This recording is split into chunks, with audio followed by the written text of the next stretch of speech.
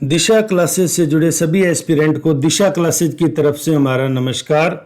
तो भारत सरकार का जो राजपत्र 25 जनवरी 2025 को जारी किया गया, इसने एक नई बहस छेड़ दी कि यूपीएस जो एनपीएस का विकल्प बन के सरकार की तरफ से पेश किया जा रहा है, उसको आपने देखा, उसको लेके कर्मचारियों में जबरदस्त विरोध है और नो डाउट विरोध जैसी बात भी है। तो उस संदर्भ में मेरी क्या राय है, बच्चों ने इस संदर्भ में मुझे बार बार व्हाट्सएप पे लिखा भी सर लास्ट में एक मुश्त राशि तो कुछ भी नहीं मिलेगी। जैसे एनपीएस के अंदर हम बात किया करते थे, तो एनपीएस में अगर हमारा एक सीधा सा मानना था कि अगर किसी व्यक्ति का कॉर्पस है, अगर वो 1 करोड़ रुपए भी 25 से 30 साल की सर्विस में इकट्ठा हो गया तो उसको एटलीस्ट 60 लाख रुपए तो इन हैंड मिलेंगे। और 40 लाख रुपए की अगर आप 6% के हिसाब से भी पेंशन फिक्स करेंगे तो लगभग 24,000 रुपए के करीब उसको उसकी पेंशन मिलने की एक्सपेक्टेशन थी। तो सर अब यूपीएस के मामले में तो इसका बिल्कुल ही उलट हो गया। और इसको लेके सबसे बड़ी बात जो आई है वो इसके पेज नंबर 8 पे मेंशन है। तो उस पेज नंबर 8 को लेने से पहले मैं यहाँ 2 चीजें आपको क्लियर कर दूं। इसके अंदर अभी एनपीएस और यूपीएस पे कुछ भी कहना जल्दबाजी होगी, क्योंकि जो सरकार की स्टाइल जो मैं मानता हूं, सरकार ने 8th पे कमीशन की रिकमेंडेशन बिठा के यूपीएस का एक सुरसुरी आप लोगों के सामने छोड़ दिया, तो आप लोगों का ओपिनियन कलेक्ट करने के लिए। तो जो डिसएग्री है उनको नो डाउट बहुत अच्छे से अपना प्रोटेस्ट दर्ज कराना चाहिए। तो सरकार ने इस संदर्भ में योजना के अंतर्गत पात्रता रखी, वहीं एक लूप होल रखा। मैं 2 चीजों को बात करते हुए आगे बढ़ूंगा। यदि कोई कर्मचारी 10 वर्ष की अर्हता सेवा के पश्चात अधिवर्षिता प्राप्त कर लेता है, तो सुपर एनुएशन एक वर्ड है। एक वर्ड होता है रिटायरमेंट, एक होता है सुपर एनुएशन। पहले तो मैं आपको इन दोनों का अर्थ क्लियर कर दूं जो इनकी डेफिनेशन दी जाती है ना। रिटायरमेंट का मतलब है a broader term encompassing living employment for any region including reaching a certain age, health concern और personal choice oblique region। Retirement में क्या है कि एक पर्टिकुलर एज के ऊपर पहुंचने पर वो अपनी जॉब छोड़ देता है, अपने वर्क प्लेस पे जाना बंद कर देता है। उसका रीजन सर्टेन एज हो सकता है, तो उसके साथ साथ उसका हेल्थ कंसर्न भी होता है, पर्सनल चॉइस भी होता है, जो कि स्वैच्छिक सेवानिवृत्ति को बहुत तेजी से बढ़ा रहे थे। तो अब आपने देखा जो गवर्नमेंट के अब जो नए लेटर आ रहे हैं उनमें रिटायरमेंट वर्ड बहुत कम मिलेगा, सुपर एनुएशन मिलेगा। तो सर ये सुपर एनुएशन क्या होता है? अधिवर्षिता जिसको बोलते हैं, a specific type of retirement where an employ is forced to leave their job upon reaching a predetermined age started in their employment contract. आपने जॉब देते समय आपको कहा गया कि आपको 60 वर्ष की सेवा पे सेवानिवृत्त किया जाएगा। उस सेवानिवृत्त की वजह से, उस 60 वर्ष को प्राप्त करने की वजह से, 58 वर्ष को प्राप्त करने की वजह से आपको आज सेवानिवृत्त किया जाता है फोर्सफुली किसी भी कंडीशन में। तो सुपर एनुएशन का मतलब है जो एग्रीमेंट में आपकी रिटायरमेंट डेट है उससे पहले आप भाग ना जाओ जॉब से। इसकी ज्यादा संभावना है, ज्यादा मजबूती से इसको रखा जाता है, क्योंकि कर्मचारी स्वैच्छिक सेवानिवृत्ति लेते हैं, जो मैं गलत मानता हूं। अगर कोई कर्मचारी जॉब छोड़ना चाहे तो उससे जॉब छुड़वा के जो इच्छुक है उनको शामिल किया जाना चाहिए। दूसरा वर्ड इसमें ना एक व्यक्तिगत कॉर्प्स है, एक बेंचमार्क कॉर्प्स है। व्यक्तिगत कॉर्प्स को मैं एक्सप्लेन कर दूं। 10% कर्मचारी का कटेगा, 10% सरकार देगी, यानी 20% उसके खाते में जमा होगा। और ये 20 साल की सर्विस हो, 15 साल की हो, 25 साल की हो, 30 की हो, 35 की हो, उतने साल तक जमा होता रहेगा। व्यक्तिगत कॉर्प्स को लेके भी एक बात की गई है। साथ में बेंचमार्क कॉर्प्स है, इसको कौन? पीएफआरडीए इसको डिसाइड करेगा। जो पेंशन फंड की रेगुलेटरी अथॉरिटी है ना, वो इसको डिसाइड करेगा कि एक पर्टिकुलर जॉब स्ट्रक्चर के लिए बेंचमार्क कॉर्प्स क्या होगा, उसको कितना पैसा एटलीस्ट जमा कराना होगा, तो उसकी यूपीएस में नई पेंशन डिसाइड होगी। तो ये दोनों चीजें मैं आपको नेक्स्ट वीडियो में, क्योंकि इसके 7 तो सिंपल केसेज हैं और 2 स्पेशल केसेज हैं, 9 केसेज हैं, तो वो थोड़ा सा बड़ा वीडियो हो जाएगा, बोरिंग भी हो जाएगा। तो मैं नहीं चाहता कि आप उसमें उलझे, इसलिए मैं आपको डायरेक्ट पेज नंबर 8 पे ले जाके एक बार तो आपने जो सवाल बार बार मुझसे पूछ रखा है ना, मैं उसी का आंसर आपको दे देता हूं। बाद में मैं इस पूरे को डिटेल वाइज एक एक चैप्टर में एक्सप्लेन करूंगा। अगर आप देखना चाहें तो आप चैनल को सब्सक्राइब कर सकते हैं, ताकि जैसे ही मैं वो वीडियो अपलोड करता हूं आपको उनका नोटिफिकेशन है वो मिल जाए। अब जैसे ये केस स्टडी दे रखी है भी, अधिवर्षिता यानी सुपर एनुएशन या 25 वर्ष की जो सर्विस है बेसिक, क्योंकि 25 से पहले आपको यूपीएस में जॉब छोड़ने के प्रोविजन नहीं है, और उसके पश्चात आपने स्वैच्छिक सेवानिवृत्ति ले ली या FR56। अब एक FR56J को लेके भी बच्चों में बड़ा कंफ्यूजन है कि सर ये FR56J होता क्या है।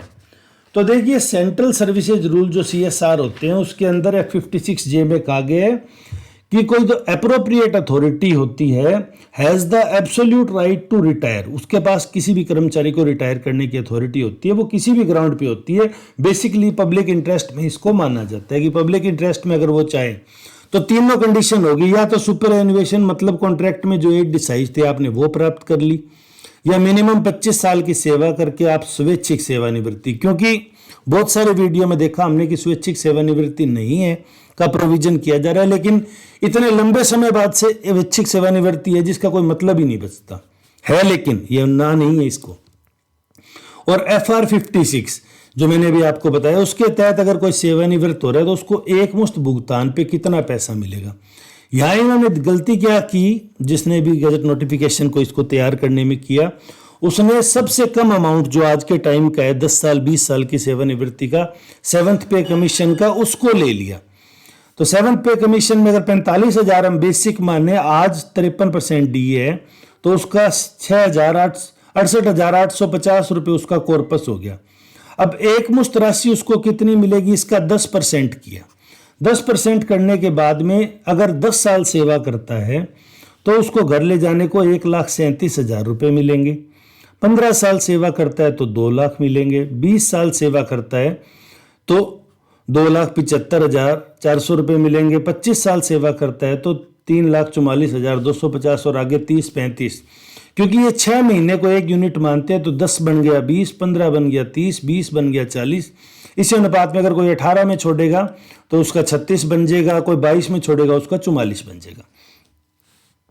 अब सर कहिए तो बहुत ही कम है, अगर 4 लाख रुपए मिलेंगे वो भी 35 साल की सेवा के बाद, तो क्या ये सही होगा क्या? तो देखिए, सरकार ने ना इसमें डबल चाल चली है। मैं आपको 7th पे की मैट्रिक्स दिखाता हूँ।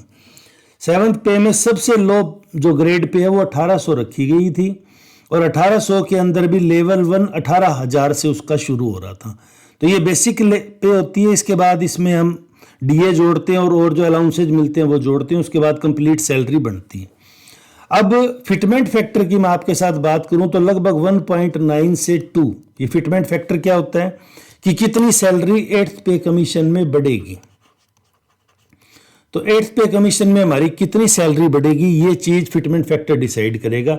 मैंने सिर्फ कैलकुलेशन को आसान बनाने के लिए 2 मान लिया, बाकी हो सकता है 1.9 की ज़्यादा संभावनाएं है। कुछ लोग 2.5, कुछ 2.65 तक भी कह रहे हैं, पर हम लमसम में 2 लेके चलते हैं। अगर सब कुछ ग्रेड पे को इसी अनुपात में रखा गया तो भी ये 18,000 है वो 36,000 में कन्वर्ट हो जाएगी। 36,000 में अगर वो कन्वर्ट हो जाती है तो यानी ये ग्रेड पे मिल जाएगा। ये ग्रेड पे में आपको पता है साल में 2 बार डीए मिलता है और 1 इंक्रीमेंट लगता है। तो उसके हिसाब से भी अगर हम बात करें तो 36,000 में ये 46,200 10 साल बाद उसकी बेसिक बनती है, जो लगभग इन्होंने ली प्रतीत हो रहा है। उस वजह से ये सारी अमाउंट है ये इतनी थोड़ी बन रही है। तो क्या सर नॉर्मल कंडीशन में ज़्यादा बनेगी? तो मैं इसको एक दूसरे उदाहरण से आपको बता देता हूँ। देखिए, 2 चीज़ें मैं आपको बिल्कुल क्लियर कर देता हूँ। पहली चीज़ तो ये है कि पहले जब 6th पे कमीशन था तो आप देखते थे 6% डीए मिलता, 7% डीए मिलता। हालांकि अब तो डीए का नाम बदल के डीआर कर दिया इस नोटिफिकेशन में, महंगाई राहत कर दिया, फेयरनेस रिलीफ कर दिया अलाउंस की जगह। तो ये भी सरकार ना बड़ा स्मार्टली खेलती है वकीलों की शब्दावली के रूप में। तो मैं कह रहा था कि 6th पे कमीशन में 6%, 7%, 5% डीए मिलना एक सामान्य बात थी। फिर सरकार ने 7th पे कमीशन लगाया तो आप देख रहे हैं 3% डीए, 2% डीए, एक बार कोरोना में तो 1% भी था, चलो वो स्पेशल केस था। मेरा मानना है जब 8th पे कमीशन लगेगी तो ये जो 3% मिल रहा है ये 1 से 2% से ज़्यादा कभी आपको डीए या डीआर बोलेंगे जिसको महंगाई राहत नहीं मिला करेगी, ऐसा प्रतीत हो रहा है। बाकी तो देखते हैं चलो क्या होता है, वो तो भविष्य के गर्भ में है, तो मैं अभी उसके बारे में नहीं कहूँगा। अभी मैं आपको इसको दूसरे केस के रूप में समझाता हूँ। भाई एक आदमी मान लो 1 लाख रुपए बेसिक के ऊपर काम कर रहा है at the time of retirement, इसी को कंटिन्यूएशन में मान लेते हैं। ये 1 लाख रुपए है उसकी, और तब तक उसकी इतने सारे सालों की सर्विसेज में महंगाई भत्ता अलग अलग 20 साल में बढ़ के 53% बढ़ भी गया, तो उसकी 1,53,000 रुपये उसकी अगर बेस सैलरी बन जाती है, तो 1,53 में आपको कितना मिलेगा, तो ये 6,885 की जगह 15,300 रुपये का उसका 1/10 हिस्सा बन जाएगा। तो सर क्या 10 वर्षों पे उसको कितना मिलेगा, तो ये 3,06,000 रुपये मिलेगा। 15 वर्ष पे सर उसको कितना मिलेगा, तो ये 4,59,000 रुपये मिलेगा। 20 वर्ष की सर्विस हो जाने पर सर उसको कितना पैसा मिलेगा, तो ये 6,12,000 रुपये मिलेगा। ये 7,65,000 रुपये मिलेगा, ये 9,18,000 रुपये के रूप में मिलेगा, और ये 10,71,000 रुपये के रूप में मिलेगा। अब यहाँ गौर करने वाली बात क्या है कि कोई 35 साल की सेवा कंप्लीट करता है, यानी कि आज हम बात कर रहे हैं 2035 वर्ष की सेवा करता है, 2060 में अगर वो रिटायर होता है 1 लाख रुपए के बेसिक पे, अभी तो सरकार 45,000 का उदाहरण दे रही है, मैंने लाख का मान लिया, तो अभी 2060 में उसको 10 लाख रुपए मिलेंगे। 2060 में जो मुद्रा की कीमत, जो उसकी वैल्यू डाउन होती है, आज जो चीज़ आप देख रहे हैं कि लाख रुपए में आ रही है, वो 2060 में 10 लाख रुपए में आया करेगी। एक्सपेक्टेड है ये, क्योंकि इसी हिसाब से महंगाई और बाकी सारी चीज़ें बढ़ती हैं। यानी कुल मिला के उसको इतना कम एक मुश्त राशि दी जा रही है जो किसी भी रूप में न्यायोचित नहीं है। तो क्या करना चाहिए, यूपीएस का विरोध करना चाहिए। तो अभी की जो परिस्थिति है वो तो नो डाउट यूपीएस का विरोध करने वाली परिस्थिति है। इसके अलावा भी बहुत सारी यूपीएस में ना लूप होल छोड़े गए हैं कि इनको क्या किया जाए क्या नहीं किया जाए, बहुत सारी गुंजाइशें छोड़ी है। मैंने आपको बीच में शुरुआत में कहा था कि मैं आपको एक केस भी बता दूंगा। तो इस तरह अगर इस पर डिटेल से डिस्कशन किया जाए तो मेरे को 2 से 3 वीडियो की जरूरत होगी, क्योंकि मैंने देखा है बच्चे ज़्यादा लंबा वीडियो ना तो देख पाते, वो बोर भी हो जाते हैं। लेकिन जैसे मैं पॉइंट सेकंड पे आ जाता हूं, जो कि पेज नंबर 2 पे मेंशन है कि अगर किसी कर्मचारी को सेवा से हटा दिया, उसकी बर्खास्तगी कर दी, या कर्मचारी ने अपनी जॉब से इस्तीफा दे दिया और उसका सुनिश्चित भुगतान उपलब्ध नहीं होगा, क्योंकि उसका फिर वो तो कंट्रीब्यूशन तो मिलना ही बंद हो जाएगा, ऐसे मामलों में एकीकृत पेंशन योजना का विकल्प लागू नहीं होगा। तो अगर कोई कर्मचारी 15 साल की सर्विस के बाद इस्तीफा दे देता है या उसको बर्खास्त कर दिया जाता है, तो उसके राइट्स क्या होंगे?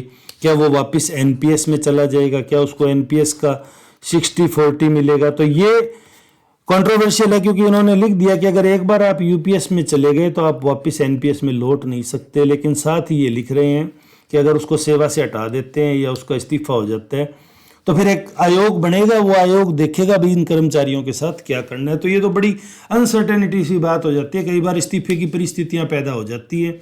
तो कर्मचारियों के लिए इन्होंने बड़े ही हाथ काट दिए, मैं कहता हूँ, जिस चीज़ को आप हम लेके चलते हैं। तो अभी यूपीएस नो डाउट बिल्कुल विरोध के रूप में है, लेकिन यूपीएस में भी आपको कितना पैसा मिलेगा, ये अब अपने आप में एक बड़ा सवाल बनता है। इसको ना समझाने के लिए मुझे काफ़ी सारी केस स्टडी जो इन्होंने दी है, मैं सिर्फ वही केस स्टडी लूँगा, परिदृश्य 1, परिदृश्य 2, परिदृश्य 3। थोड़ा सा उसमें ना टाइम लगेगा, क्योंकि इंडिविजुअल कॉर्पस भी है। तो उन्होंने कॉर्पस के लिए क्या कंडीशन लगाई, वो सारी बीसी बोलते हैं जिसको, बेंच मार्क कॉर्पस है, वो सारी कैसे डिसाइड होगा, ये सारा अपने को एक्सप्लेन करने के लिए 2-3 वीडियो की ज़रूरत होगी, तो जो मैं आगामी आपको शेयर कर दूंगा।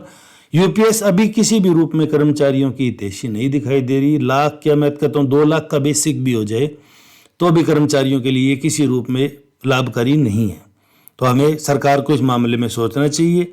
लेकिन मैं इसका जो दूसरा पहलू सोचता हूँ, जो मैं आप लोगों को कहता हूँ, हमेशा कहता रहता हूँ, कि सरकार की एक थ्योरी होती है कि सरकार पहले ना सुई चुबा के देखती है आपको कि आप कितना कुचलते हो, कर्मचारी कितना विरोध करते हैं। फिर अगर आप 100 मांगोगे तो कर सरकार आपको 40 दे देगी। ये सरकार का एक काम करने का पुराने तरीके से पैटर्न है, जो हम नोटिस कर रहे हैं लंबे समय की सर्विसेज में। तो सरकार ने भी आपको सुई चुबाई है देखने के लिए कि आप कितना इसका प्रोटेस्ट करते हो, क्या यूपीएस में फोर्सफुली भेजा जा सकता है, एनपीएस में जो कॉर्पस जमा है उसको यूपीएस में शिफ्ट करेंगे तो कितना ब्याज क्या मिलेगा, वो सारी बातें हम आगे वीडियोज में करेंगे। तो अगर आप चैनल पर नए हैं तो चैनल को सब्सक्राइब कर लें, बेल आइकन दबा लें ताकि आगामी वीडियो के नोटिफिकेशन आपको सबसे पहले मिल सके। वीडियो में अंत तक जुड़े रहने के लिए धन्यवाद। आपका दिन शुभ हो।